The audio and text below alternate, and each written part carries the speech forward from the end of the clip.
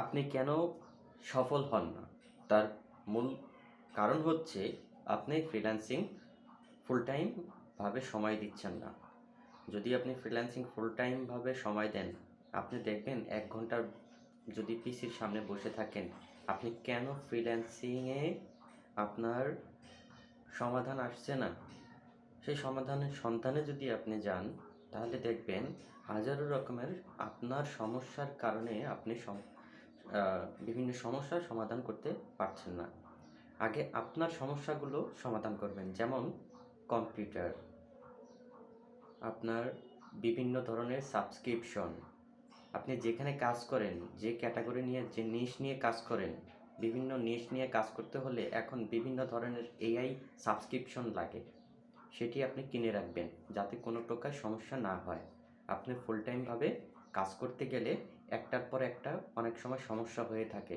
Illustrator, Photoshop এবং marketing করতে হলে বিভিন্ন ধরনের ক্যাটাগরির সমস্যা হয়ে থাকে। এবং আগে থাকতে প্রস্তুতি নিয়ে নেবেন, আপনি যদি চাকরি ছেড়ে যদি ফুল টাইম ফ্রিল্যান্সিং করেন, তখন কোনো কাজ শেখার জন্য আপনাকে যাতে আবার প্রস্তুতি নিতে না হয়, এই কাজগুলো আপনি করে রাখবেন। আপনি যদি আবার কাজ শিখতে চান, তখন ফুল টাইম করার সময় তখন আপনাকে আবার সেই কাজটা শিখতে হবে। এটা বাধ্যতামূলক শিখতেই হবে। না শিখলে আপনি কখনোই এগিয়ে যেতে পারবেন না। অনেকেই এই কাজটা করে যে আমি এটা না শিখেই আমি আবার চেষ্টা করব। এটা ভুল ধারণা। আপনি কাজ পুরোপুরিভাবে, যে কাজটা শেখা বাকি, যে নিশ নিয়ে আমি এগিয়ে যাচ্ছি, যে নিশ নিয়ে আমি কাজ করছি, যে নিশের মধ্যে আরেকটা নিশ আছে, সাব ক্যাটাগরির নিশ আছে, ওটা নিয়ে আমি কাজ করব আগামী বছরে বা আগামী বছর পর্যন্ত, তখন ওই ক্যাটাগরি সম্বন্ধে আপনার ভালো ধারণা থাকতে হবে এবং আপনি যে সার্ভিসটা দিবেন সেটা প্রফেশনাল হতে হবে। আমি অনেক সময় দেখেছি আমার ফ্রিল্যান্সার জগতে, যে আমি আমার মার্কেট প্লেসে আমার প্রোফাইলে অনেক ক্লায়েন্ট এসেছে ভিডিও এডিটিংয়ের জন্য, গ্রাফিক ডিজাইনের জন্য। অনেক সময় আমার কাজের চাপ বেড়ে যায়, তখন আমি গ্রুপে গিয়ে আমি পোস্ট করি যে আমার একজন প্রফেশনাল গ্রাফিক ডিজাইনার প্রয়োজন। তখন তারা করে কি, উড়াদুরা আমার হোয়াটসঅ্যাপ এবং আমার প্রোফাইলে মেসেজ করে, ফেসবুকে মেসেজ করতে থাকে।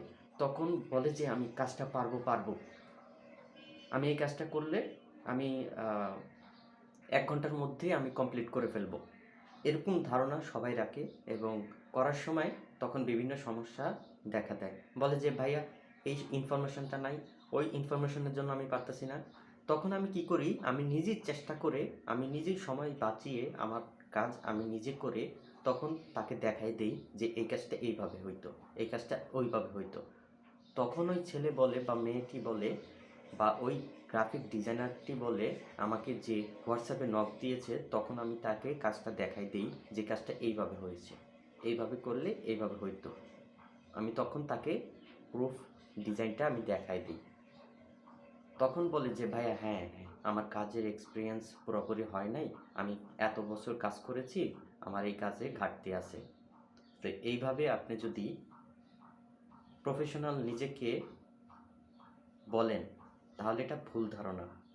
মার্কেট প্লেসে কাজ করতে হলে আগে প্রফেশনাল হতে হবে, কাজ শিখতে হবে, তারপর এই কাজটাকে বিজনেসে কনভার্ট করতে হবে। এটা সবচাইতে গুরুত্বপূর্ণ কাজ। বিজনেসে যখন আপনি আপনার কাজটাকে কনভার্ট করবেন, ইনভেস্ট করবেন, তখন ওই কাজের প্রতি একটা মায়া থাকবে, একটি গুরুত্ব থাকবে। আমরা যে ফ্রিল্যান্সিং করি, সবচাইতে ক্ষতিকর বিষাক্ত জিনিস হলো আমি কাজটাকে গুরুত্ব দিই না, আমি কাজটাকে দাম দেই না তেমন।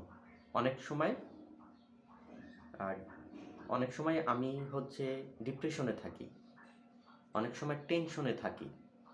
এগুলোর কারণেই আমরা পিছিয়ে যাই এবং ডাউনে নেমে যাই।